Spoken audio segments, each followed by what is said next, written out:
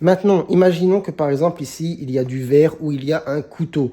Vous n'avez pas la possibilité de mettre la main pour comprimer, vous n'avez pas la possibilité de faire un pansement compressif. C'est dans cette situation que l'on va devoir faire un garrot. Alors, je vous montre comment on fait. Vous allez devoir prendre un long tissu, comme ici, ce long foulard ou une longue écharpe, et vous allez l'enrouler une première fois.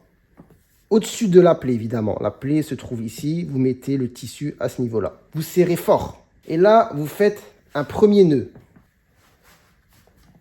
Voilà, je serre très fort. La plaie se trouve ici, j'ai fait un premier tour, j'ai serré fort, mais ce n'est pas fini, ce n'est pas suffisant pour arrêter le saignement. Là, il faut essayer de trouver quelque chose qui va nous servir de bâton. Là, je regarde autour de moi, je vois pas grand-chose.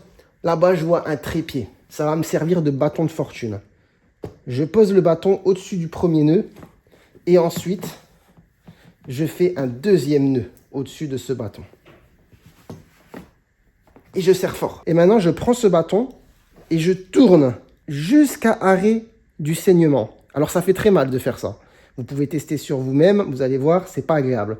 Cependant, dans cette situation, malheureusement, il est préférable de faire mal que de laisser l'hémorragie continuer. Si vous n'avez pas de bâton, mais que vous avez un grand tissu, une autre option est possible. Vous faites une boucle avec ce dernier.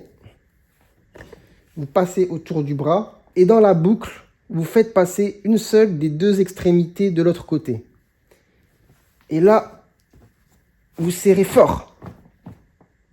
Une première fois. Et ensuite, avec l'autre bout, vous faites un nœud. Maintenant, ça va être le moment d'appeler les secours. Alors, vous pouvez appeler le 15, le 18 ou le 112.